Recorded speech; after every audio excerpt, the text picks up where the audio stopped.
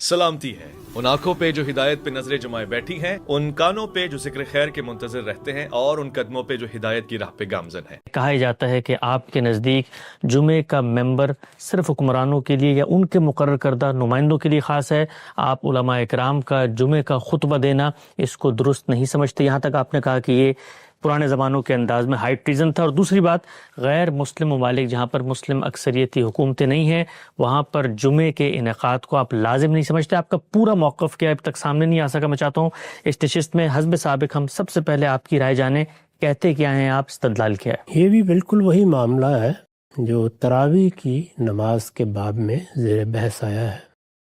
میں نے کوئی اختلاف نہیں کیا، میں نے کوئی نیا اجتہاد بھی نہیں کیا، میں نے اصل حقیقت کو واضح کرنے کی کوشش کی ہے۔ اچھا، جس طرح میں نے اس سے پچھلی ایک نشست میں بتایا تھا کہ تراویح کے نماز کے بارے میں نے یہ بتانے کی صحیح کی ہے کہ اس کی حقیقت کیا ہے، رسالت مآب صلی اللہ علیہ وسلم کے زمانے میں یہ نماز کس طرح پڑھی جا رہی تھی، بعد کے زمانوں میں کیا ہوا، ہمارے ہاں جو روایت قائم ہو چکی ہے وہ اپنی کیا تاریخ رکھتی ہے۔ یہی صورتحال جمعے کی ہے۔ چنانچہ میں پہلے آپ کو یہ بتاتا ہوں کہ میں نے اپنی کتاب میزان میں جمعے کو کس طرح بیان کیا ہے۔ اچھا، یہ ظاہر ہے کہ ایک ایسی نماز ہے جس کا ذکر قرآن میں بھی ہے، جس کو ایک سنت کے طور پر جاری کیا گیا ہے۔ اس کی بڑی غیر معمولی اہمیت ہے۔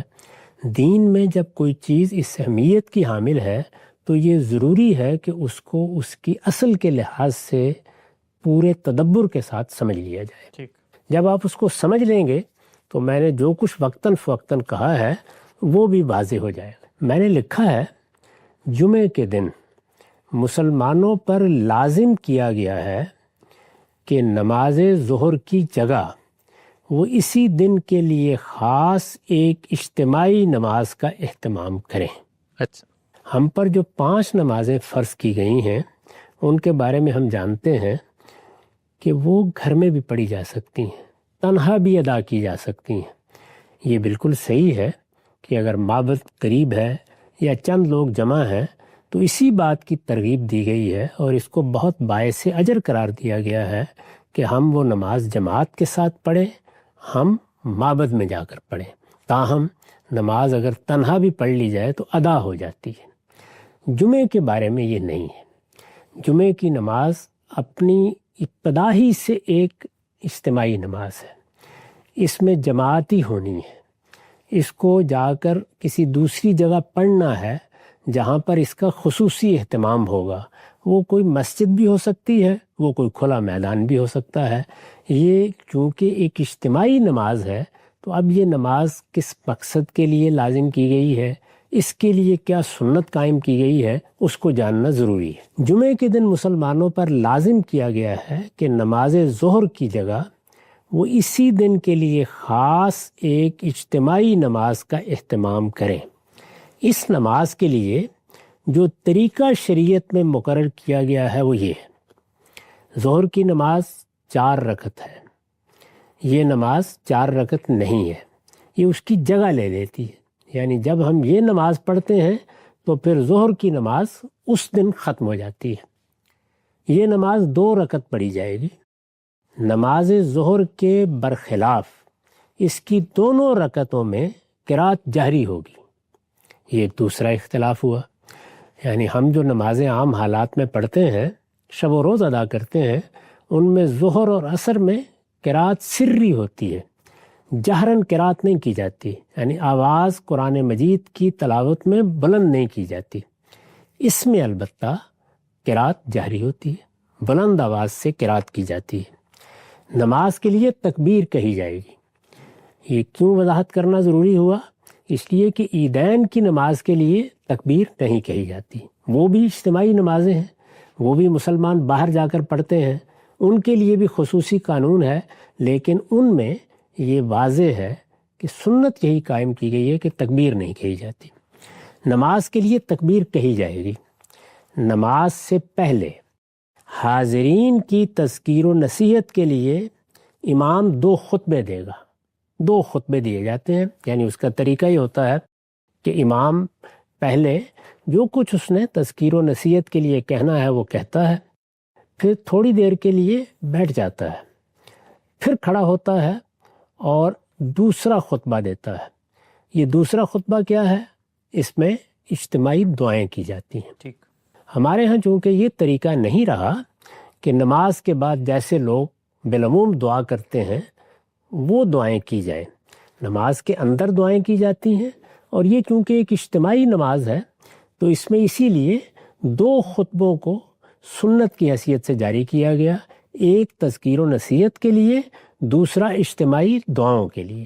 اس میں حمد و ثنا کے کلمات کہنے کے بعد کچھ ابتدائی نوعیت کی بات کرنے کے بعد دعائیں کی جاتی ہیں بالعموم۔ یہ 2 خطبے ہیں۔ نماز سے پہلے امام حاضرین کی تذکیر و نصیحت کے لیے 2 خطبے دے گا۔ یہ خطبے کھڑے ہو کر دیے جائیں گے۔ پہلے خطبے کے بعد اور دوسرا خطبہ شروع کرنے سے پہلے امام چند لمحوں کے لیے بیٹھے گا۔ نماز کی اذان اس وقت دی جائے گی جب امام خطبے کی جگہ پر آ جائے گا، یعنی جس وقت امام مسجد میں آ جاتا ہے یا جہاں جمعے کا اہتمام کیا جا رہا ہے وہاں پہنچ جاتا ہے، وہ خطبہ دینے کے لیے کھڑا ہونے لگتا ہے تو اس سے پہلے اذان دی جاتی ہے۔ جمعے کی اصل اذان یہی ہے۔ اس سے پہلے جو اذان دی جاتی ہے وہ لوگوں کو متنبہ کرنے کے لیے ہے، تاکہ اگر وہ دور ہیں یا ان کو چل کے آنا ہے تو وہ اطمینان کے ساتھ یہ جان کر کہ اب جمعہ ہوگا پہنچ سکے، تو یہ اذان دی جاتی ہے۔ اذان ہوتے ہی تمام مسلمان مردوں کے لیے ضروری ہے کہ ان کے پاس اگر کوئی عذر نہ ہو تو اپنی مصروفیات چھوڑ کر نماز کے لیے حاضر ہو جائیں۔ خواتین بھی آئیں گی، آ سکتی ہیں۔ عیدین میں بھی رسالت مآب صلی اللہ علیہ وسلم نے انہیں آنے کی ترغیب دی ہے، لیکن ان پر اس طرح کی اجتماعی نمازوں میں شریک ہونا لازم نہیں کیا گیا۔ ٹھیک۔ اور انہیں بشارت دی گئی ہے کہ وہ اگر نہیں آ سکیں گی تو اجر کی مستحق پھر بھی ہوں گی، وہ اپنے گھر میں بھی اگر نماز پڑھیں گی۔ تاہم جمعے کے لیے، عیدین کے لیے وہ اگر آئیں تو اس کو پسندیدہ قرار دیا گیا ہے، بلکہ رسالت مآب صلی اللہ علیہ وسلم نے ان کو تاکید کی ہے کہ تم آنے کی کوشش کیا کرو۔ اس میں اگر انہوں نے اپنا کوئی عذر بھی پیش کیا ہے تو آپ نے یہ کہا ہے کہ تم آ جاؤ اور آ کر جو کچھ تذکیر و نصیحت کی بات ہوتی ہے اس کو سن لیا کرو۔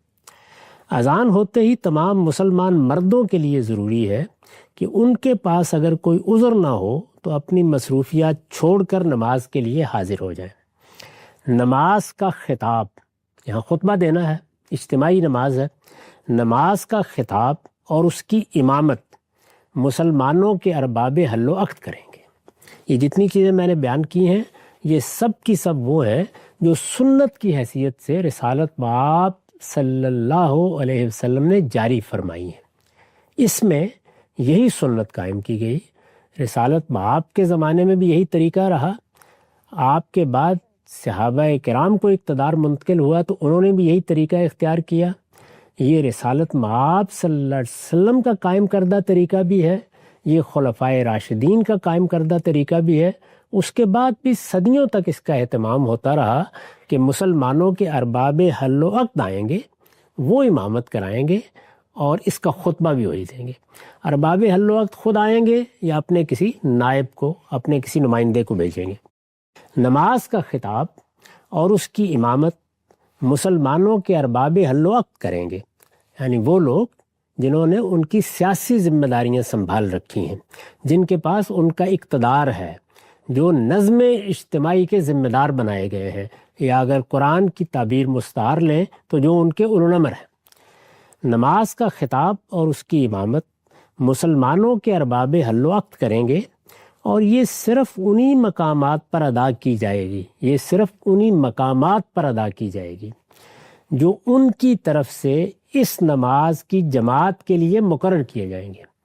یعنی میں یا آپ اٹھ کر جمعے کی امامت کے لیے نہیں کھڑے ہو سکتے، میں یا آپ اٹھ کر یہ فیصلہ نہیں کر سکتے کہ ہم فلاں جگہ پر جمعہ پڑھیں گے۔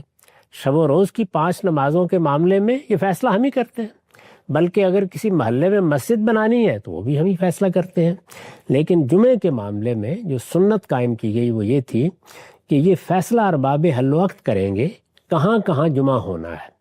اس میں چونکہ ان کی طرف سے اہتمام کیا جانا ہے، ان کی طرف سے خطبے کی ذمہ داری کسی نے ادا کرنی ہے، ان کی طرف سے کسی نے امامت کے لیے آنا ہے، اور یہ ایک بڑا اجتماع بھی ہے۔ اس میں بہت سی چیزیں نظم و نسق کے حوالے سے بھی زیر بحث آ سکتی ہیں، اس لیے یہ ان کی ذمہ داری ہے کہ وہ اس کی جگہ مقرر کریں، اور جہاں وہ خود یا ان کا کوئی نمائندہ اس کی امامت کے لیے موجود ہوگا، یعنی دونوں چیزوں کو دیکھا جائے گا۔ ایک یہ کہ انہوں نے حالات کے لحاظ سے، انہوں نے اپنی سلطنت کے مختلف حصوں کے لحاظ سے، انہوں نے شہروں اور دیہات کے لحاظ سے، انہوں نے لوگوں کی سہولت کے لحاظ سے کون سی جگہ مقرر کی ہے جہاں جمعہ ادا کیا جائے گا، اور یہ کہ ان کی طرف سے کیا وہاں حاضری ہو سکے گی۔ یہ چونکہ ان کی ذمہ داری ہے تو اس تمام معاملے میں انہی کو فیصلہ بھی کرنا ہے۔ یہ بھی سنت قائم کی گئی۔ قرآن میں اس نماز کا ذکر اس طرح ہوا ہے، یہ نماز اپنی اہمیت کے لحاظ سے قرآن مجید میں بھی زیر بحث آ گئی ہے۔ اس میں مسلمانوں سے کوتاہی ہوئی، رسالت مآب صلی اللہ علیہ وسلم خطبہ دے رہے تھے، کوتاہی ہوئی تو قرآن مجید میں ذکر بھی ہوا، تاکید بھی کی گئی، اور یہ بتایا گیا کہ اس اجتماعی نماز کی کتنی اہمیت ہے۔ قرآن کے الفاظ ہیں، یہ سورہ جمعہ ہے، 9 سے 10 آیات ہیں۔ یا ایھا الذین آمنوا اذا نودی للصلاۃ من یوم الجمعۃ فاسعوا الی ذکر اللہ وذروا البیع ذالکم خیر لکم ان کنتم تعلمون فاذا قضیت الصلاۃ فانتشروا فی الارض وابتغوا من فضل اللہ واذکروا اللہ کثیرا لعلکم تفلحون۔ ترجمہ ہے، ایمان والو پیغمبر کی قدر پہچانو، اور جمعے کے دن جب اس کی طرف سے نماز کے لیے اذان دی جائے تو اللہ کے ذکر کی طرف مستعدی سے چل کھڑے ہو اور خرید و فروخت چھوڑ دو، یہ تمہارے لیے بہتر ہے اگر تم جانو۔ پھر جب نماز ختم ہو جائے تو زمین میں پھیل جاؤ اور اللہ کا فضل تلاش کرو، اور اللہ کو کثرت سے یاد کرتے رہو تاکہ تم فلاح پاؤ۔ یہ اس نماز کے بارے میں قانون ہے۔ میں نے عرض کیا کہ میں نے اس میں وہ چیزیں بیان نہیں کی جو اخبار احاد میں آئی ہیں اور جن میں رسالت مآب صلی اللہ علیہ وسلم نے اس کی اہمیت واضح کی ہے، یا اس کے بارے میں کسی چیز پر توجہ دلائی ہے، یا اس کے بعض آداب بتائے ہیں۔ وہ ضروری چیزیں جو رسالت مآب صلی اللہ علیہ وسلم نے اختیار فرمائی، سنت کے طور پر ان کو جاری کیا، اور جن کے بارے میں یہ کہا جا سکتا ہے کہ یہ گویا نماز جمعہ کو ادا کرنے کا وہ طریقہ ہے جو شارع نے مقرر کر دیا ہے۔ اس کو سمجھ لینے کے بعد اب یہ دیکھیے کہ ہمارے ہاں یا ہماری علمی تاریخ میں جب عبادات کو فقہا دیکھتے ہیں تو وہ کیا چیزیں ہیں جو اپنے فہم کے لحاظ سے متعین کرتے ہیں۔ یہ میرا طریقہ ہے، یعنی میں کیا طریقہ اختیار کرتا ہوں کہ جو مقرر کردہ طریقہ ہے وہ بیان کر دیتا ہوں، اس کے بعد پھر فقہی معاملات زیر بحث آتے ہیں۔ وہ جیسے دیکھتے ہیں اس میں سب سے پہلے وہ ایک ایک چیز کی اجزاء میں اس کو متعین کر کے قدر و قیمت بھی طے کرتے ہیں۔ مثال کے طور پر فلاں چیز نماز کے لیے شرط ہے، یہ صرف جمعے کا معاملہ نہیں ہے بلکہ تمام عبادات میں ایسے ہی ہے، فلاں چیز نماز کے لیے شرط ہے، جیسے حج کے لیے احرام شرط ہے، جیسے نماز کے لیے وضو شرط ہے۔ تو شرائط کو متعین کریں گے، کیا چیزیں ایسی ہیں کہ جو اگر نہ ہوئیں تو نماز ہی نہیں ہوگی، حج ہی نہیں ہوگا۔ شرائط متعین کرتے ہیں۔ پھر کیا کرتے ہیں؟ پھر یہ کرتے ہیں کہ ایک سنت کا یا اللہ تعالیٰ کے مقرر کردہ طریقے کا جائزہ لیتے ہیں، اور پھر مختلف دلائل سے یہ متعین کرتے ہیں کہ اس میں کیا چیزیں فرائض ہیں۔ یہ آپ کے علم میں ہے کہ نماز کے فرائض وہ قرآن مجید کی آیات سے متعین کرتے ہیں۔ جی، یہی معاملہ باقی چیزوں کا ہوتا ہے۔ احناف کے یہاں ایک خاص تعبیر ہے واجب کی، جی، چنانچہ اس کا بھی ایک مقام ہے، وہ واجبات طے کرتے ہیں۔ آپ نے سنا ہوگا کہ جب سجدہ سہو کے بارے میں بات ہوتی ہے تو یہ بتایا جاتا ہے کہ یہ اس وقت کیا جائے گا جب کوئی واجب کسی نے چھوڑ دیا ہے، یعنی فرائض میں سے کوئی چیز رہ گئی ہے تو نماز دہرائی جائے گی، لیکن اگر واجب چھوڑ دیا ہے تو سجدہ سہو کیا جا سکتا ہے۔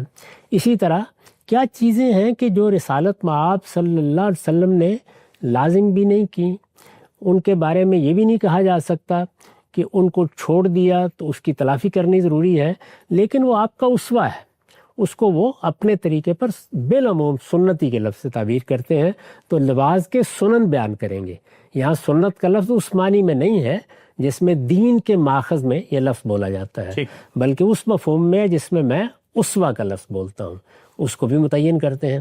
اسی طرح وہ چیزیں جو رسالت مآب صلی اللہ علیہ وسلم نے کبھی کہی ہیں یا ان کے بارے میں پسندیدگی کا اظہار کیا ہے، ان کو بھی مستحبات کی فہرست میں رکھ کے بیان کیا جاتا ہے۔ یہ ان کا طریقہ ہے۔ ظاہر ہے کہ وہ جمعے کو بھی ایسے ہی دیکھیں گے۔ جب وہ جمعے کو اس طریقے سے دیکھتے ہیں تو اس میں چند سوالات پیدا ہوتے ہیں۔ ان میں سے 2 سوالات ایسے ہیں جو بڑی اہمیت اختیار کر گئے۔ میں نے یہاں پر جو عبارت آپ کو سنائی ہے اس کو ذرا پھر سنیے، میں نے اس کو کس طرح دیکھا ہے اور فقہا کیسے دیکھتے ہیں۔ میں نے لکھا ہے اور میں یہ سنا چکا ہوں، دہرا رہا ہوں تاکہ بات واضح ہو جائے۔ نماز کا خطاب اور اس کی امامت مسلمانوں کے ارباب حل وقت کریں گے، اور یہ صرف انہی مقامات پر ادا کی جائے گی جو ان کی طرف سے اس نماز کی جماعت کے لیے مقرر کیے جائیں گے، اور جہاں وہ خود یا ان کا کوئی نمائندہ اس کی امامت کے لیے موجود ہوگا۔ یہ 2 باتیں میں نے اس طرح بیان کی ہیں، یعنی ارباب حل وقت مسلمانوں کے اولو الامر وہ طے کریں گے کہ کس جگہ نماز پڑھی جائے گی۔ وہ کسی گاؤں میں طے کر دیں، وہ کسی بڑے علاقے میں طے کر دیں، وہ اسے شہروں تک محدود کر دیں، وہ اصل میں انتظامی ضرورتوں کو سامنے رکھ کر، چونکہ یہ نماز ان کے اہتمام میں ادا ہونی ہے، وہ طے کریں گے۔ اس سے یہ بحث پیدا ہوئی فقہا کے ہاں کہ وہ جگہ کیا ہونی چاہیے، چنانچہ اس کو مصر جامع سے تعبیر کیا جاتا ہے۔ اچھا، اس پر بڑی بحثیں آپ کو ملیں گی کہ جمعہ مصر جامع میں ادا ہوگا۔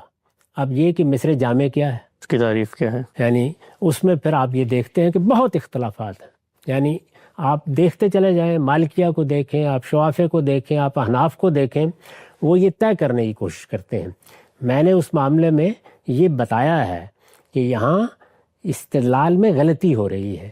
یہ چونکہ ارباب حل وقت سے متعلق نماز ہے، ان کو حالات دیکھ کر طے کرنا ہے کہ کہاں ہونی چاہیے، تو اس سے وہ مسئلہ ختم ہو جاتا ہے۔ یعنی میرے فقہا کے ہاں وہ اجتہاد مسئلہ ہی نہیں ہے، لیکن وہ جس جگہ سے معاملے کو دیکھتے ہیں، وہاں خود طے جیسے کرنا انہوں نے نماز کے فرائض کو جس طرح طے کرنے کی صحیح کی ہے، وہ جب دیکھتے ہیں تو ان کے لیے یہ کوئی واضح بات سامنے نہیں آتی کہ پھر بعض جگہوں پر حضور نے جمعے کا انعقاد نہیں کرنے دیا، خلفائے راشدین نے بھی نہیں کرنے دیا، ان کے زمانے میں ایک عمومی طریقہ بھی رہا ہے۔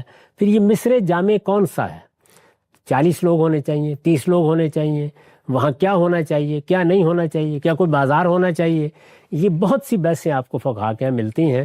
میرے نزدیک یہ بحث ہی کوئی بحث نہیں ہے، اصل یہ ہے کہ جنہوں نے بندوبست کرنا ہے وہی اس کے مقامات مقرر کریں گے، جو مقام وہ مقرر کر دیں گے وہاں جمعہ پڑھا جائے گا۔ ایک بات۔ دوسری بحث یہ پیدا ہوئی کہ یہ چیز کہ ان کو نماز کی امامت کرانی ہے، ان کو نماز کا خطبہ دینا ہے، اس کی کیا حیثیت ہے؟ کیا یہ فرض ہے؟ کیا یہ واجب ہے؟ کیا یہ نماز کے لازمی اعمال میں شامل ہے یا یہ کوئی شرط ہے؟ یہ بحث ہے۔ یعنی یہ ایک سنت ہے، یہ طریقہ رہا ہے، اس میں کسی کو کوئی اختلاف نہیں ہے، نہ شوافے کو، نہ حنابلہ کو، نہ مالکیہ کو۔ احناف تو میں ابھی عرض کروں گا کیا کرتے ہیں۔ بحث یہ ہے کہ اس کی حیثیت کیا ہے۔ ایسا ہوتا ہے نا کہ ایک چیز پسندیدہ ہے، آداب میں سے ہے، عمومی طریقہ یہی ہے، لیکن نہ یہ فرض و واجب ہے نہ یہ شرط کے طور پر بیان ہوئی ہے۔ یہ بحث ہے، یہ سمجھ لینا چاہیے کہ جب ہم یہ کہتے ہیں کہ یہ چیز سنت کے طور پر جاری کر دی گئی ہے تو اس کا ایک پہلو تو یہ ہوتا ہے کہ وہ چیز ثابت ہے، وہ چیز رسالت مآب صلی اللہ علیہ وسلم کی طرف سے مشروع ہو گئی ہے، اس کو جاری کر دیا گیا۔ ایک دوسری بحث یہ ہوتی ہے کہ اس کی حیثیت کیا ہے، یعنی کیا 5 وقت کی نماز فرض ہے، کیا وطر واجب ہے، یہ ہے نا بحثیں۔ جو نوافل ہم پڑھتے ہیں ان کی کیا حیثیت ہے، یہ وہ حیثیت طے کرنے کا معاملہ سنت کے فہم سے تعلق رکھتا ہے۔ جس طرح قرآن مجید کے فہم سے، قرآن مجید میں ایک قانون بیان ہوتا ہے، اس قانون یا اس حکم کو قرآن نے بیان کر دیا، اب یہ کہ اس کی حیثیت کیا ہے۔ اللہ تعالیٰ نے یہی جمعے کی نماز کے بارے میں فرمایا کہ جب جمعے کی نماز ہو جائے تو تم جاؤ اور اللہ کا فضل تلاش کرو، تو یہ اللہ تعالیٰ نے کوئی ہدایت فرما دی ہے؟ یہ استحباب کا حکم ہے؟ کیا یہ لازم ہو گیا ہے؟ یہ اجازت دی ہے؟ یہ محض بیان واقعہ ہے کہ لوگوں نے آنا ہے، ان کو پابند کیا گیا، تو یہی کہا جائے گا کہ اس کے بعد کوئی پابند نہیں ہو گئے تم، جاؤ اور جا کے اللہ کا فضل تلاش کرو۔ تو اس طرح کے تمام مقامات میں خواہ قرآن ہو خواہ سنت ہو، فہم میں اس طرح کا اختلاف پیدا ہو جاتا ہے۔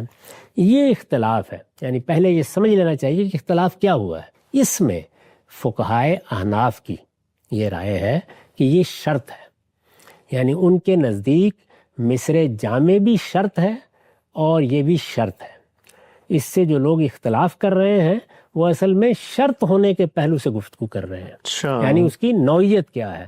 وہ اس سے اختلاف نہیں کر رہے کہ رسالت مآب کے زمانے میں یہی طریقہ تھا، اس سے اختلاف نہیں کر رہے کہ خلفائے راشدین نے اس کا اہتمام اسی طریقے سے کیا ہے۔ اس میں کوئی ادنیٰ اختلاف بھی مسلمانوں کے ہاں آپ کو نہیں ملے گا۔ جو اختلاف ہے وہ یہ ہے کہ اس کی حیثیت کیا ہے، یعنی یہ بات کہ مسلمانوں کے حکمران کو آ کر خطبہ دینا ہے، مسلمانوں کے حکمران یا اس کے نمائندے کو آ کر اس نماز کی امامت کرنی ہے۔ احناف یہ کہتے ہیں، ہمارے ملک میں زیادہ تعداد احناف کی ہے، یعنی فقہ حنفی کے پیرو، امام و حنیفہ کے شاگرد، فقہ حنفی کے زعماء، فقہ حنفی کے علماء، وہ سب یہی کہتے ہیں کہ سلطان کا ہونا، حکمران کا ہونا اس کے انعقاد کے لیے شرط ہے۔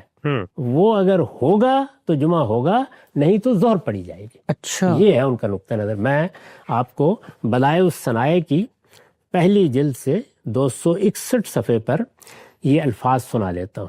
وہ کہتے ہیں وَأَمَّا السُّلطان، یعنی یہ بات کہ جمعے کی نماز کے لیے مسلمانوں کا سلطان آئے گا، یہ بات کہ مسلمانوں کے اقتدار کے اہتمام میں یہ پڑھی جائے گی، یہ بات کہ اس کی امامت اور اس کا خطبہ مسلمانوں کے اولو الامر کے حوالے ہے۔ وَأَمَّا السُّلطان فَشَرْطُ أَدَاءِ الْجُمْلَہ، یہ جمعے کے ادا کرنے کے لیے شرط ہے۔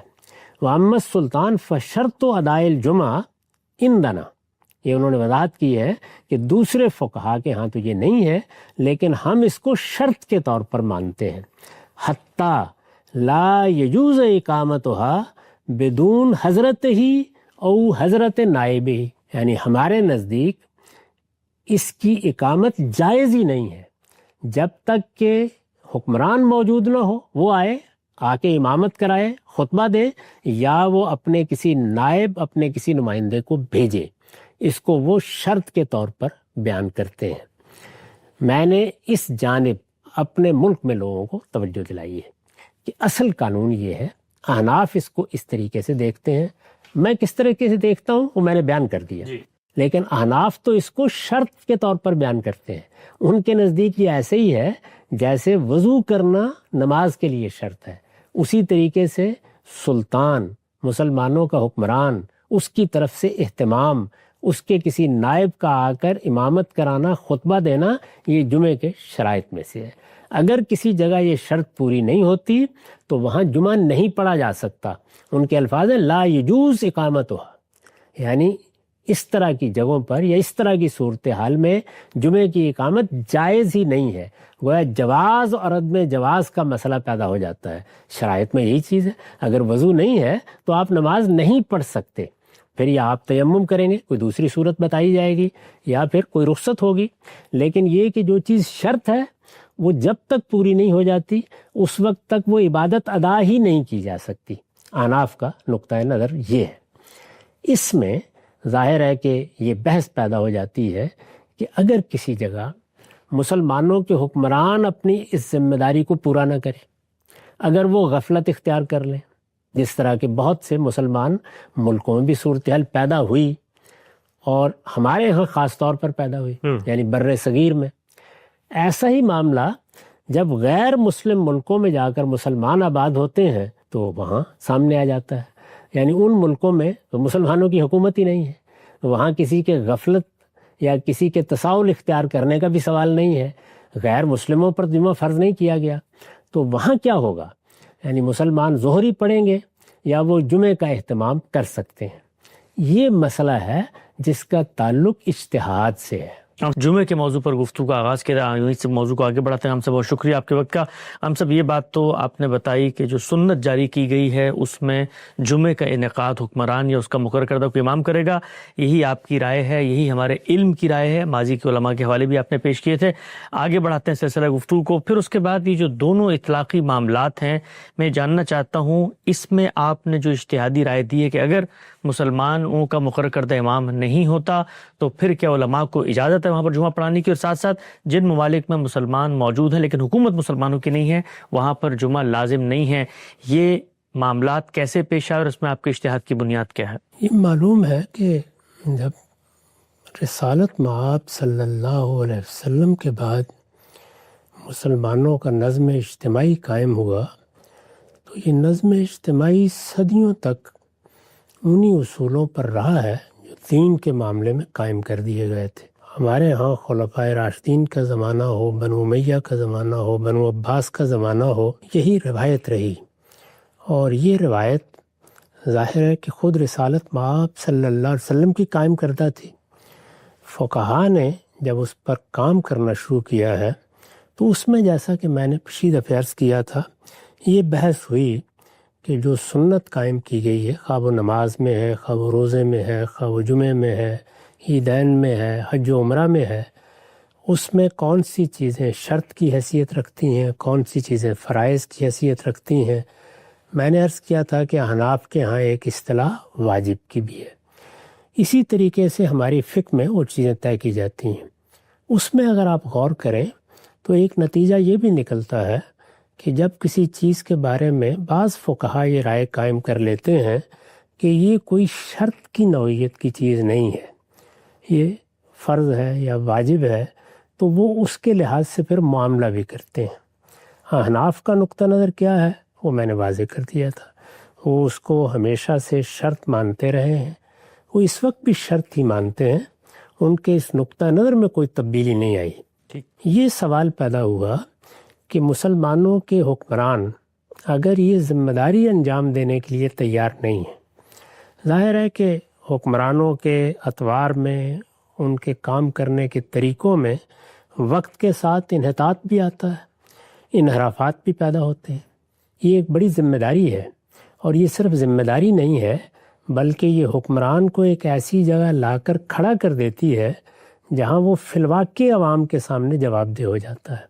یعنی اس میں جواب دہی کا پہلو بھی بڑا غیر معمولی ہے، اور خود لوگوں کے ساتھ مل کے اجتماعی طور پر اپنی بندگی کے اظہار کا پہلو بھی بڑا غیر معمولی ہے۔ یہ تو اس کے اندر چھپے ہوئے مقاصد ہیں، وہ مضمرات ہیں جن کو سامنے رکھ کر یہ سنت قائم کی گئی ہے۔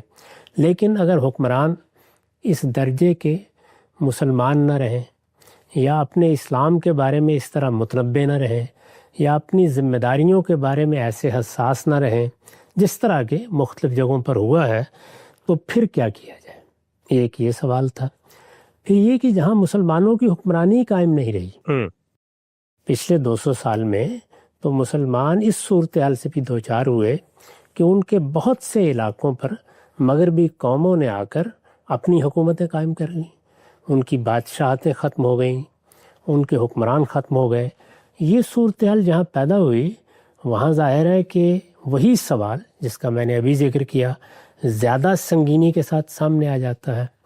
ایسی ہی صورتحال ہم اس وقت بھی دیکھتے ہیں، یعنی اگرچہ مسلمانوں کو مختلف جگہوں پر اقتدار حاصل ہوا ہے، لیکن اس انقطاع نے ان کے شعور کو بھی بہت حد تک متاثر کیا ہے، ان کی فکر کو بھی بہت حد تک متاثر کیا ہے، اور چونکہ علماء یہ ذمہ داری سنبھال چکے ہیں تو اس وجہ سے علماء بھی اس درجے میں اس کے بارے میں اب توجہ دلانے کی جگہ پر نہیں کھڑے ہوتے۔ یہی زمانہ ہے جس میں بڑے پیمانے پر مسلمان دوسرے ملکوں میں بھی گئے ہیں۔ ہجرت تو ہمیشہ ہوتی رہی ہے، لیکن جہاں 10 20 15 لوگ ہیں وہاں یہ سوال اس طرح پیدا نہیں ہوتا تھا۔ اب یہ ہے کہ پوری آبادیاں ہیں، آپ بر صغیری کو دیکھ لیجئے، وہاں ظاہر ہے کہ ہندو اکثریت کی حکومت بھارت میں قائم ہے، اس کے تحت مسلمان رہ رہے ہیں لیکن کروڑوں کی تعداد میں ہیں۔ تو کروڑوں کی تعداد میں مسلمان اب ایک ملک میں رہ رہے ہیں، وہاں پہلے سے ان کی مسجدیں موجود ہیں، ان کے ہاں کچھ روایتیں بھی قائم ہیں، ان کو کیا کرنا چاہیے؟ یہ میرے نزدیک وہ مسئلہ ہے جو مسلمانوں کو مختلف وجوہ سے پیش آیا. وہ وجوہ میں نے عرض کر دی ہے. یعنی کسی جگہ حکمرانوں کے ہاں انحراف، تغافل، سستی پیدا ہوئی، اور کسی جگہ پر حکمرانی نہیں رہی، اور وہ بھی کہ ہجرت کے نتیجے میں اب مسلمان دنیا کے بہت سے ملکوں میں ہزاروں لاکھوں کی تعداد میں موجود ہے.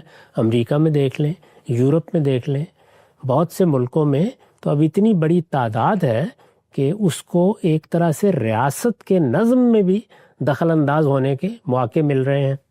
اس صورتحال میں کیا ہونا چاہیے؟ یہ سوال ہمارے سامنے بھی ہے، یہ سوال ماضی میں بھی سامنے آیا ہے. علماء فقہاء اس پر گفتگو بھی کرتے رہے ہیں. اس میں میرے نزدیک جو صحیح اصول ہے وہ وہی ہے کہ جس وقت دین کے کسی حکم پر اس کے حدود و شرائط کے ساتھ اس کے بارے میں اللہ تعالیٰ نے یا اللہ کے پیغمبر نے جو قاعدے مقرر کیے ہیں انہیں ملحوظ رکھتے ہوئے عمل کرنا ممکن نہ رہے تو کیا کرنا چاہیے؟ ایک جواب یہ ہوگا کہ پھر وہ کام ہی چھوڑ دیں.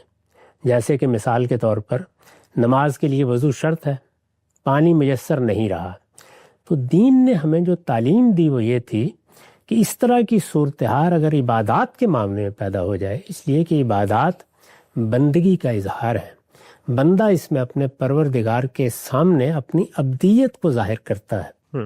یہ خود اس پروردگار کی طرف سے مقرر کردہ طریقے ہیں جن سے ہم اپنی بندگی کا اظہار کرتے ہیں. اس طرح کی صورتحال میں اس کو ترجیح دی جائے کہ کسی کمتر صورت کا لحاظ کرتے ہوئے وہی عبادت انجام پا جائے. تو نماز میں دیکھیے خود اللہ تعالیٰ نے رہنمائی فرمائی کہ اس طرح کی صورتحال پیدا ہو جائے تو اگرچہ وضو شرط ہے، یعنی عام حالات میں وضو کی نوعیت بھی وہی ہے، اس کے بغیر نماز نہیں پڑھی جا سکتی، لیکن اجازت ہی نہیں دی گئی بلکہ ایک طریقہ مقرر کر دیا گیا کہ تیمم کر کے اس طریقے سے نماز پڑھ لی جائے.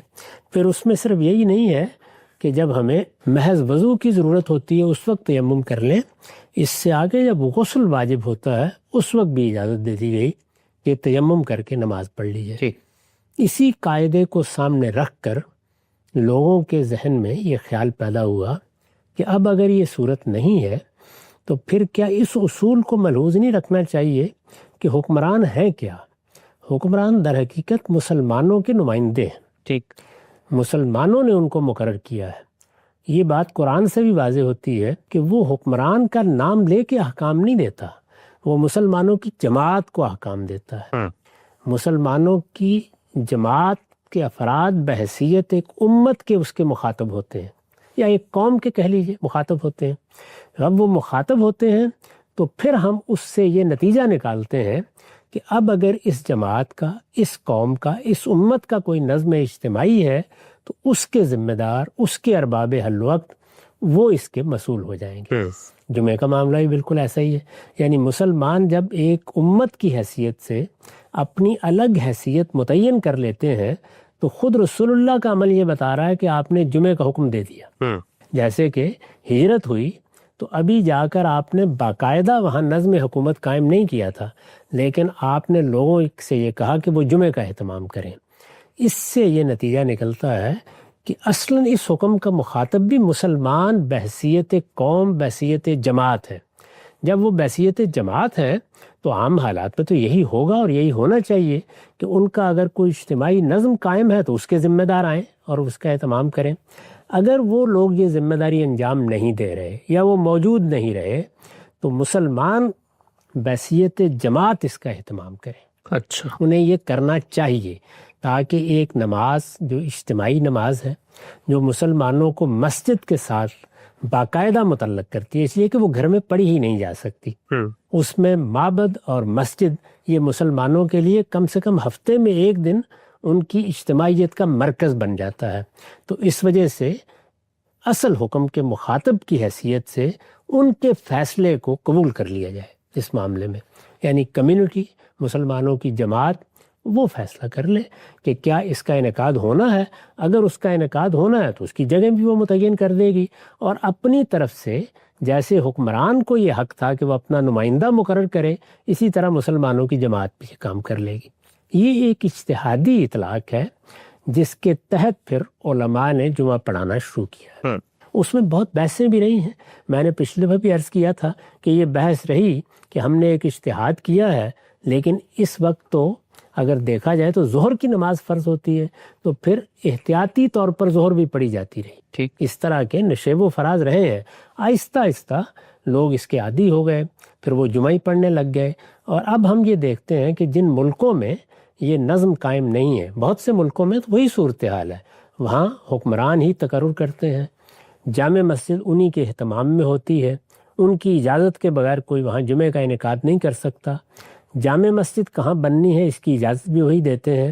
لیکن ہمارے ہاں یہ صورتحال نہیں ہے, یعنی بر صغیر میں جب وہاں یہ صورتحال نہیں ہے تو ظاہر ہے کہ اس کا ایک لازمی نتیجہ یہ نکلتا ہے کہ پھر کمیونٹی یا مسلمانوں کی جماعت یا مسلمان قوم آپ کہہ لیجئے, وہ اپنے طریقے کے اوپر علماء کا تقرر کر دیتی ہے. اس طرح بتدریج حکمرانوں کی بجائے, الامر کے بجائے, ارباب حل وقت کی بجائے یہ ممبر یعنی جمعہ کا ممبر, عیدین کا ممبر, یہ علماء کے پاس چلا گیا ہے.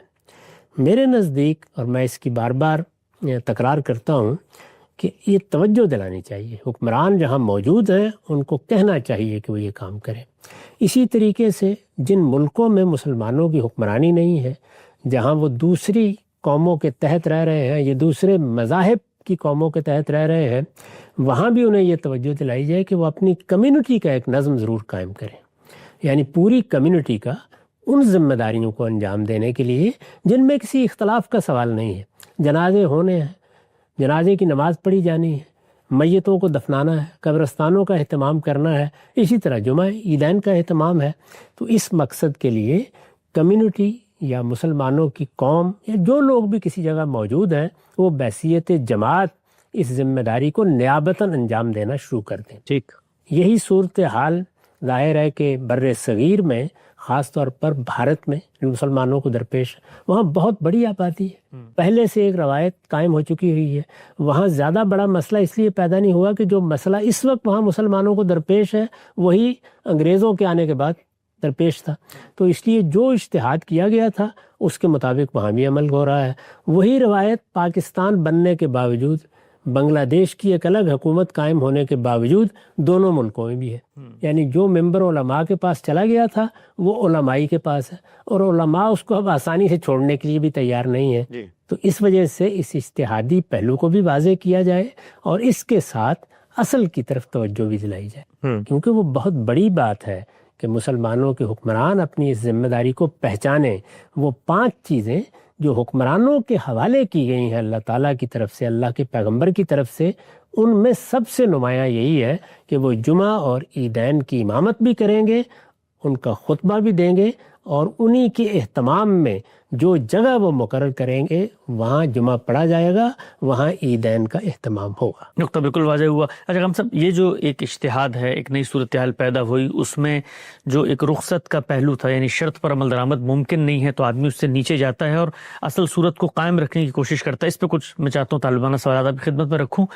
پہلی چیز یہ ہے کہ جو دین کے احکامات ہیں ان میں جب شرائط اللہ تعالیٰ نے رکھتی ہیں تو ان شرائط رکھنے کے پیچھے کوئی حکمت ہے, کوئی مقصدیت ہے, کوئی وجہ ہے. اگر وہ شرط نہیں پائی جاتی تو اس کام کا انعقاد نہیں ہونا چاہیے ہے. نماز کے باب میں تو چونکہ وہ فرض ہے, سب نے پڑھنی ہے, ہر حالت میں پڑھنی ہے, تو وہاں پر تو اگر ایک صورت پر عمل درآمد نہیں ہو رہا, وضو کے لیے پانی نہیں, تو چلیں آپ نیچے جائیں گے اور تیمم کر لیں گے, رخصت پر عمل درآمد ہو جائے گا. لیکن مثال کے طور پہ جہاد ہے, اب جہاد کے بارے میں بھی اللہ تعالیٰ نے شرط رکھی ہوئی ہے, سنت میں آتی ہے کہ بھئی آپ کا ایک حکمران ہوگا اور اس کا فیصلہ ہوگا, اور اگر وہ نہیں ہے تو پھر آپ پہلے حکومت قائم کریں گے. تو اب اگر یہی استدلال وہاں پر کیا جائے کہ چونکہ وہاں کچھ نہیں ہے اس لیے جتھے اٹھے اور اپنے طور پہ انہوں نے فریضہ انجام دینے کی کوشش کی, تو اس کے نتیجے میں حکم دینے کی جو غرض و غایت تھی وہ تو خراب ہو گئی. جہاد کا تقابل تو اس لیے نہیں کیا جا سکتا کہ جہاد کے معاملے میں تو آپ کو تلوار اٹھانا ہوتی ہے, لوگوں کی جان لینے کے لیے آپ اقدام کرتے ہیں. ٹھیک. یہی معاملہ حدود کا ہے, وہاں پر بھی عدالتی فیصلہ چاہیے. اس کے نفاذ کے بہت سے حدود و قیود ہیں جو اگر حکمران کے سوا کسی اور کو ذمہ داری دے دی جائے تو شدید فساد کا باعث بن جائیں گے. یعنی وہاں مقابل میں کیا چیز ہے؟ فساد. اس لیے اس اصول کا اطلاق وہاں تو کسی حال میں کیا ہی نہیں جا سکتا. یعنی مسلمانوں کی حکومت ہوگی, وہ نظم قائم کرے گی, وہ معاملات کا ذمہ لے گی, وہ فیصلہ کرے گی. جو لوگ لڑنے کے لیے اٹھیں گے ان کے لیے بھی ضروری ہے کہ وہ کسی کے تحت ہوں, کسی کا سیاسی اقتدار ان پر قائم ہو، وہ اگر جرم کا ارتکاب کریں تو انہیں سزا دی جا سکے۔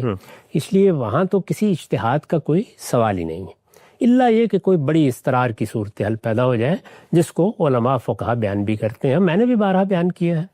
لیکن نماز، روزہ، حج، اس طرح کی جتنی چیزیں ہیں ان میں کسی فساد کا اندیشہ نہیں ہوتا۔ یعنی جو صورتحال بھی ہے اس میں بہرحال آدمی یہ کہتا ہے کہ اللہ کی عبادت ہے، کر لی ہم نے، اس کے باوس کہ کچھ فسادات اس میں بھی مضمر تھے اور وہ سامنے آئے۔ جی، یعنی اس میں یہ پہلو سامنے آیا کہ مسلمانوں کی مذہبی قیادت پیدا ہو گئی، یعنی ایک ہے علماء کا پیدا ہونا۔ علماء تو ہر علم و فن کے پیدا ہوں گے، طب کے بھی ہوں گے، سائنس کے بھی ہوں گے، دین کے بھی ہوں گے۔ علماء کا وجود یہ تو سوسائٹی کی ناگزیر ضرورت ہے، بلکہ انسانیت کی ناگزیر ضرورت ہے، کیونکہ اللہ تعالیٰ نے علم کے معاملے میں قاعدہ یہی رکھا ہے کہ اس میں کچھ معلم ہوں گے، کچھ متعلم ہوں گے۔ ٹھیک۔ لیکن اس جمعے کے ممبر کے علماء کے پاس جانے سے جو ایک فساد کا پہلو نمودار ہوا کسی درجے میں، وہ یہ تھا کہ مسلمانوں کی سیاسی قیادت کے مقابل میں مذہبی قیادت پیدا ہو گئی، اور صرف پیدا نہیں ہوئی بلکہ اس کو اس مسجد اور اس ممبر کی وجہ سے اور اس نماز کی وجہ سے ایک خاص طرح کا اثر و اقتدار بھی حاصل ہوا۔ ٹھیک۔ اس سے مذہبی قیادت اور سیاسی قیادت کی کشمکش وجود میں آئی ہے۔ تو یہ پہلو بہرحال ایسا ہے کہ جو غور و فکر پر متوجہ کرتا ہے۔ ٹھیک۔ تو میں نے یہ عرض کیا کہ اجتہاد کی بنیاد یہ تھی، یعنی اس میں اصول یہ رکھا گیا ہے۔ اس میں ظاہر ہے کہ یہ سوال ہو سکتا ہے کہ کیا یہ بہتر نہ تھا کہ مسلمان اس کا اہتمام نہ کرتے؟ اس سے ان کو یہ احساس بھی رہتا کہ یہ ایک بڑی چیز ہے جس سے ہم محروم ہیں، وہ اس کی کوشش بھی کرتے، حکمرانوں کو توجہ بھی دلاتے، خود حکمرانوں کے لیے بھی یہ ایک الارم ہوتا کہ ہمیں اپنی ذمہ داری ادا کرنی ہے۔ اس طریقے سے وہ بھی غفلت شعار نہ بن جاتے، تو کیا یہ بہتر نہ ہوتا؟ یہ رائے کوئی شخص قائم کر سکتا ہے۔ اسی طرح جب ہم دوسرے ملکوں میں گئے ہیں تو وہاں پر بھی یہ کہا جا سکتا ہے کہ مسلمانوں کے مابین یہ جو فرقہ بندی بہت منظم ہو جاتی ہے، پھر اس کے نتیجے میں بعض جگہوں پر تشدد در آتا ہے، اس کا باعث بھی یہ اہتمام بنتا ہے۔ اس وجہ سے وہاں پر بھی اس پر غور کرنا چاہیے تھا کہ لوگ ظہری کی نماز پڑھ لیا کریں۔ تو یہ دونوں رائے ہو سکتی ہیں، دونوں رائےوں کے لیے الگ الگ استدلال کیا جا سکتا ہے۔ کوئی آدمی کہہ سکتا ہے کہ اس کے خیال میں بہتر یہ تھا، دوسرا آدمی یہ کہہ سکتا ہے کہ نہیں، جمعہ ایک بڑی غیر معمولی چیز ہے، مسلمانوں کی اجتماعیت کا اظہار ہے، مسجد سے ہمارا تعلق پیدا ہوتا ہے، اس طرح کم سے کم مسلمان جہاں کہیں بھی ہیں وہ 7ویں دن معبد میں حاضر ہو جاتے ہیں، ایک یاد قائم رہتی ہے۔ پھر یہ کہ ان کو کچھ نہ کچھ نصیحت بھی ملتی رہتی ہے، ویسے تو معلوم نہیں سنیں گے یا نہیں سنیں گے، اس طریقے سے وہ ایک نماز پڑھنے کے لیے جاتے ہیں۔ مسجد سے تعلق، دین سے تعلق، یہ اس کے گویا مثبت پہلو ہے۔ جس طرح ہم نے کچھ منفی پہلوؤں کی طرف اشارہ کیا، اسی طرح سے مثبت پہلو بھی ہیں، اور وہ یہ بھی اور اس کے علاوہ بھی بہت سے گنوائے جا سکتے ہیں۔ یہ حقیقت ہے کہ خود جمعے کا ممبر، جمعے کی جماعت، جمعے کا اہتمام، میں بھی اگر اپنے بچپن سے دیکھتا ہوں، اور ظاہر ہے کہ اسی نظام میں ہم نے بھی آنکھ کھولی ہے، تو یہ بہت باعث بنتا ہے دین کے ساتھ تعلق کا، اس میں کوئی شبہ نہیں ہے۔ یہ مثبت پہلو سامنے رکھ کے رائے قائم کی جائے تو یہ اندازہ ہوتا ہے کہ نہیں، اگر کچھ اس میں تھوڑا بہت فساد بھی ہے تو اس پر قابو پانے کی کوشش کرنی چاہیے، اس کو قبول کر لیں۔ اس میں بھی ہمارے ہاں جو فقہا نے اصول قائم کیا، وہ بڑا عقلی اصول ہے کہ جب دونوں جانب معاملات اس نوعیت کے ہوں تو آپ ترجیح دیتے ہیں۔ اس میں ترجیح کس اصول پر دی جاتی ہے؟ وہی احمل البلیت ہے، یعنی ادھر بھی کچھ فساد کے پہلو ہیں، ادھر بھی کچھ فساد کے پہلو ہیں، ان میں سے کم تر پر اکتفا کر لیا جائے۔ تو یہ اصول اختیار کیا جائے تو اگر آپ بہت اندر اتر کے دیکھیں تو یہ معلوم ہوتا ہے کہ پھر بھی جو اجتہاد کیا گیا ہے وہ معلوم ہوتا ہے کہ باعث ترجیح بن سکتا ہے۔ یعنی جمعہ، نماز، مسجد سے تعلق، اس کا اہتمام، اس کے نتیجے میں جو مسلمانوں پر اچھے اثرات ہوتے ہیں وہ اس کے مقابلے میں بہت زیادہ ہیں جو ہم نے بعض مضمرات کی طرف اشارہ کیا جس میں کچھ فساد کے پہلو بھی چھپے ہوئے نظر آتے ہیں۔ تو میرے نزدیک ترجیح بھی قائم کی جا سکتی ہے۔ جہاں تک میری اپنی ذات کا تعلق ہے، اس رائے کو بہت اہمیت دینے کے باوجود، اس کو بار بار بیان کرنے کے باوجود، میں ایک اور پہلو سے بھی لوگوں کو توجہ دلاتا ہوں کہ وہ اس سے الگ نہ ہوں، اور وہ یہ ہے کہ جب مسلمان کسی چیز میں کوئی ترجیح دے لیں اجتماعی معاملات میں، یعنی وہ چیزیں جو مسلمانوں ہی سے متعلق کی گئی ہیں، مثلاً جنازے کی نماز ہے، مثلاً عیدین ہے، مثال کے طور پر جمعہ ہے، مثال کے طور پر جہاد ہے، اسی طرح حدود ہے۔ جب اس معاملے میں کوئی نظم بنا دیا جائے اور مسلمان کسی چیز کو ترجیح دے دیں تو پھر وہی بات ہے کہ اگر غیر معمولی کسی فساد کا اندیشہ نہیں ہے تو کوشش کرنی چاہیے کہ مسلمانوں کے اجتماعی فیصلے کے ساتھ رہیں۔ اچھا، تو یہ دوسرا اصول ہے۔ اس کی دلیل تو کیا ہے؟ گویا اس لیے کہ ہمیں مسلمانوں کی جماعت اور مسلمانوں کی جمعیت کے ساتھ رہنے کا حکم دیا گیا ہے۔ اچھا، یہ بتایا گیا ہے کہ مسلمانوں کے اندر کوئی تفرقہ پیدا کرنے کی کوشش نہ کرو۔ ٹھیک، یہ بتایا گیا ہے کہ اللہ کی رسی کو مضبوطی سے تھامو اور یاد رکھو کہ دینی معاملات میں اجتماعی فیصلوں کی پیروی کرو۔ اور اجتماعی فیصلوں کی پیروی کے بارے ہی میں یہ اصول بھی قائم کیا گیا کہ امرہم شورا بینہم، جس کا لازمی نتیجہ یہی ہے۔ تو جو معاملات بھی ریاست سے متعلق ہیں، حکومت سے متعلق ہیں، مسلمانوں کی جماعت سے متعلق ہیں، ان میں عقلی اصول بھی یہی ہے، امرہم شورا بینہم کا تقاضا بھی یہی ہے کہ مسلمانوں کے فیصلے کی پیروی کی جائے۔ اس سے اگر ادنا درجے میں بھی کوئی اختلاف ہے یا بڑا اختلاف بھی ہے تو اس اختلاف کا اظہار کیا جائے، اس کے بارے میں دلائل دیں آپ، لیکن یہ کہ مسلمانوں کے نظم سے الگ ہو کر اپنے آپ کو جماعت سے الگ کر لینا، یہ اللہ تعالیٰ کے دین میں کسی لحاظ سے بھی قابل قبول نہیں ہے۔ اس میں جب باقاعدہ نظم ہوتا ہے تو وہاں تو رسالت مآب صلی اللہ علیہ وسلم نے فرمایا ہے کہ اگر مسلمانوں کے اجتماعی فیصلوں سے الگ ہو کے کھڑے ہو جاؤ گے تو ماتمیتتاً جاہلیہ۔ تو اس وجہ سے میرے نزدیک اگر تینوں چیزوں کو آپ ملحوظ رکھیں کہ اس معاملے میں جو صورتحال مسلمانوں کو درپیش ہوئی اس میں ان کے لیے کس چیز کی ترجیح تھی، یعنی کیا وہ ایسا سوچ سکتے تھے؟ پہلی چیز یہ سوچ سکتے تھے۔ دوسرے یہ کہ ترجیح کس چیز کی تھی؟ ترجیح اسی وقت دینے کا سوال پیدا ہوتا ہے جب دلائل دونوں جانب موجود ہوں۔ تو ترجیح کس بات کی تھی؟ اور اگر ترجیح میں ایک فیصلہ مسلمانوں نے کر لیا ہے اور میں یا آپ اس سے اگر کوئی مختلف رائے بھی رکھتے ہیں، یعنی اگر فیصلہ کرنے کے موقع پر رائے لی جاتی تو ہو سکتا ہے کہ آپ یا میں یا کوئی دوسرا شخص یہ رائے دیتا کہ بہتر ہے کہ ظہری کی نماز پڑھ لی جائے، یہ اختلاف ہو سکتا تھا۔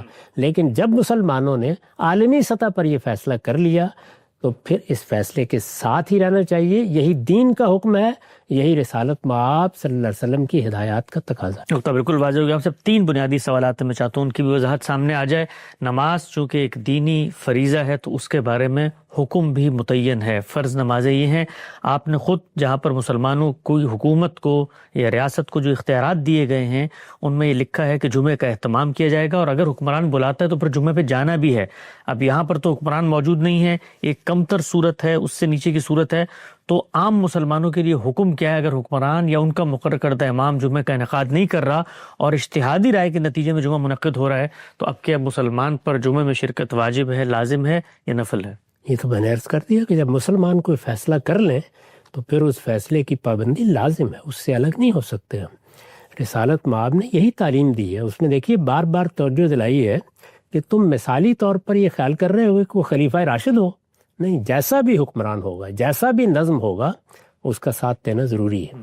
تو مسلمان جب نظم اجتماعی کے قائم مقام کے طور پر فیصلے کرتے ہیں تو اصل میں اسی کی جگہ پر ہوتے ہیں، تو اس لیے میرے نزدیک لازم ہے کہ مسلمان جمعہ پڑھیں۔ ٹھیک ہے، آگے بڑھاتے ہیں سلسلہ گفتگو کو۔ اچھا، ہم سب حنفیوں کی تو آپ نے رائے بتائی تھی کہ ان کی شرط ہے حکمران یا ان کا مقرر کردہ امام۔ جمعے کی بنیادی شرائط میں سے بعض آثار و روایات سے استدلال کر کے دیگر مکاتب فکر یہ کہتے ہیں کہ خود رسالت مآب صلی اللہ علیہ وسلم نے جمعے کا انعقاد ریاست کے بننے سے پہلے شروع کر دیا تھا۔ مدینہ کی طرف جب وفود بھیجے ہیں تو کہا جاتا ہے مصعب بن عمیر تھے، انہوں نے وہاں پہلے جا کر انصار کو دین کی تعلیم دینا شروع کی، اور پھر اس کے بعد رسالت مآب صلی اللہ علیہ وسلم کی آمد سے پہلے وہاں جمعے کا انعقاد ہو گیا۔ تو پھر سوال یہ ہے کہ اگر ریاست یا اس کا حکمران اور اس کا مقرر کردہ امام شرط ہے تو مدینہ کے اندر تو ریاست بنی نہیں تھی اور اللہ کے پیغمبر نے جمعے کا انعقاد کروا دیا۔ اسی کے ذیل میں پھر یہ سوال کرنا چاہیے کہ رسالت مآب صلی اللہ علیہ وسلم تو مکے میں موجود تھے، وہاں پر ایک باقاعدہ جگہ مقرر کی گئی تھی جہاں مل کے نماز بھی پڑھی جاتی تھی جی، تو اگر عام جماعتیں ہو سکتی تھی تو جمعہ کیوں نہیں منعقد کیا گیا؟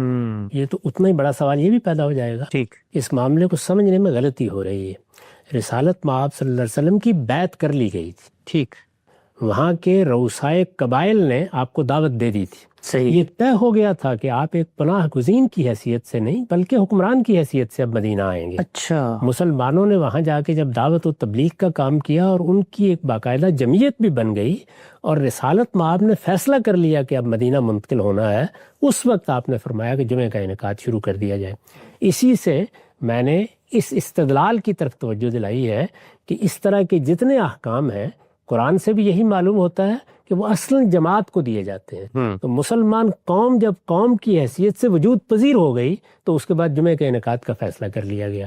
اس سے ہمیں یہ روشنی بھی ملتی ہے کہ اگر کسی جگہ حکمران نہیں ہے، اپنی ذمہ داری پوری نہیں کر رہا، اور مسلمان اپنی اجتماعی حیثیت میں اس پوزیشن میں ہے کہ وہ اپنے فیصلے کر سکیں، تو ان کو چاہیے کہ وہ جمعہ اور عیدین کا اہتمام کریں. نقطہ بالکل واضح ہو گیا. ہم سب آخری سوال اس ضمن میں، جس وقت یہ صورتحال تھی کہ مسلمانوں کی حکومت کا خاتمہ ہو گیا، اب علماء نے اجتہاد کیا، بر صغیر کی مثال لے لیتے ہیں، لیکن اب مسلمانوں کی وہاں حکومت ہے، اکثریت ہے، پاکستان بن گیا. علماء سے جب یہ کہا جاتا ہے کہ یہ تو خود آپ کی کتابوں میں لکھا ہوا ہے کہ اس کی حدود و شرائط ہیں، تو آگے سے ایک استدلال پیش کرتے ہیں کہ آپ جن حکمرانوں کے سپرد ہمیں ممبر کرنے کو کہہ رہے ہیں وہ تو قل هو اللہ احد بھی صحیح طرح سے نہیں پڑھ سکتے، ان کو تو نہ نماز کے مسائل پتہ ہے، نہ جنازے کے، نہ اور چیزوں کے. تو ان حکمرانوں کے سپرد جمعے کا ممبر کیسے کیا جا سکتا ہے جو دین کے الف بے تے سے واقف نہیں ہے؟ ان کے سپرد ہے، وہ تو اللہ تعالیٰ کر چکے، اللہ کا پیغمبر کر چکا. وہ میں نے یا آپ نے کسی عالم میں نہیں کرنا. ان کو چاہیے کہ اپنی یہ ذمہ داری انجام دیں، یہ ان کے سپرد ہے، ان کی ذمہ داری ہے. اسی اصول کے اوپر تو وہ مسلمان اپنے آپ کو مسلمان کی حیثیت سے پیش کرتے ہیں، تو ہم ان سے باقی مطالبات کرتے ہیں. سوال یہ ہے کہ پھر علماء کو ان سے باقی مطالبات بھی نہیں کرنے چاہیے، نہیں کہنا چاہیے کہ نفاذ شریعت فرمائیے، نہیں کہنا چاہیے کہ حدود کو نافذ کیجیے. یہ وہی مسلمان ہیں. یعنی یہ جیسے بھی ہیں، جس طرح کے بھی ہیں، یہ اگر دنیا سے رخصت ہوں گے تو ان کے جنازے پڑھے جائیں گے، اور پڑھانے کے لیے بھی آپ کھڑے ہوں گے. ان کو مسلمان مانا جاتا ہے، ان کی تکفیر تو کوئی شخص نہیں کرتا. تو جیسے کچھ بھی مسلمانوں کے حکمران جہاں کہیں ہیں، یہ ان کی دینی ذمہ داریاں ہیں. یہ دینی ذمہ داریاں وہ انجام دیں گے تو ان کو انجام دینے کی اہلیت بھی اپنے اندر پیدا کریں گے. اس وجہ سے یہ تو بالکل ہی بے معنی استدلال ہے. اللہ تعالیٰ فیصلہ کر چکے، اللہ کا پیغمبر فیصلہ کر چکا. ہمارا کام یہ ہے کہ ہم ان دینی ذمہ داریوں کی طرف انہیں توجہ دلائیں. ہم جب حکمرانوں کو خطاب کرتے ہیں تو کیا پہلے ان سے یہ کہتے ہیں کہ ذرا اپنے اسلام کو درست کر لیجئے؟ ہم ان سے کہتے ہیں کہ تم چونکہ مسلمانوں کے حکمران ہو، اس وجہ سے اللہ تعالیٰ نے جو قانون دیا ہے اس کے مطابق فیصلے کرو. آیت پڑھ کے سناتے ہیں کہ وَمَن لَّمْ يَحْكُم بِمَا أَنزَلَ اللَّهُ فَأُولَٰئِكَ هُمُ الْكَافِرُونَ. تو یہ کن کو دعوت دیتے ہیں؟ مسلمانوں کے انہی حکمرانوں کو دیتے ہیں. تو جیسے باقی چیزوں کی دعوت دیتے ہیں، اسی طرح جمعے کے خطبے کی، جمعے کی امامت کی، جمعے کے اہتمام کی دعوت دیتے ہیں. نقطہ بالکل واضح ہو گیا. جمعے کی نماز سے متعلق جو دو اجتہادی معاملات ہیں، اس میں غامدی صاحب کی آراء پر جو تنقید کی جاتی ہے، اس کا ہم نے جواب طلب کیا.